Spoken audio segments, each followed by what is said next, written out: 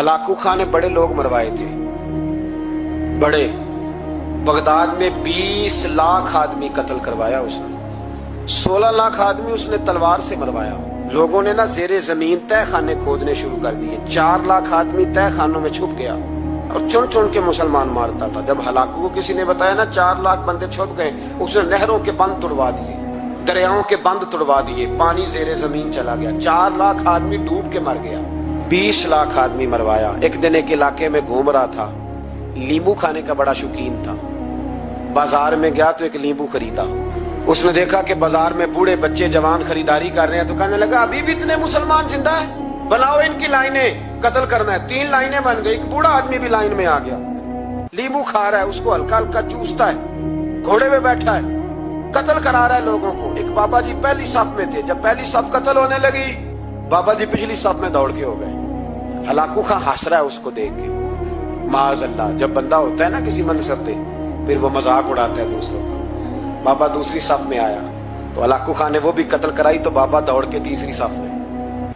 आखिरी सफ के कोने पे जब बाबा खड़ा हो गया ना, तो सारे बंदे मर गए। बाबे को कत्ल करने लगा जल्लाद। हलाकू कहने लगा ठहर जा। कहने लगा बाबा तू तीसरी सफ में आया था, तेरा क्या ख्याल था बच जाएगा? बाबा कहने लगा ख्याल नहीं, मेरा यकीन है कि मैं बच जाऊंगा। मेरा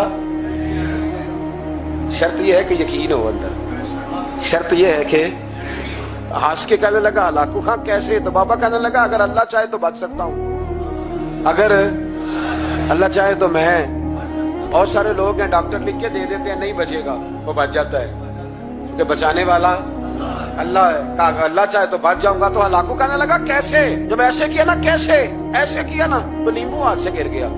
वो बच्चे प्लेयर नहीं होते, वो गेंद गिनती है तो छलांग लगा के पकड़ लेते। बड़ा घोड़सवार था, नेजाबाज था, छलांग लगाई नींबू कैश करने के लिए। कैसे तू कैसे बचे? यूं हाथ घुमाया, नींबू गिरा तो छलांग लगाई, नीचे झुका।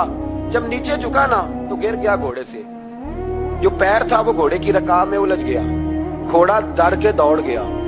जब घोड़ा दौड़ा तो जमीन पर जोर जोर से सर लगने लगा। सिपाहियों कहता दौड़ो, इसको पकड़ो। सिपाही भी दौड़े पर घोड़ा काबू ना आया। घोड़ा उस वक्त रुका जब ना उसका चेहरा पहचाना जाता था, ना आंखें सलामत थी, ना नाक सलामत थी। उसकी खोपड़ी सारी इस तरह चूर चूर हो गई जैसे किसी ने हथौड़े के साथ पीसी हो। हलाकू की लाश से खून बह रहा था। बाबा हंस रहा था।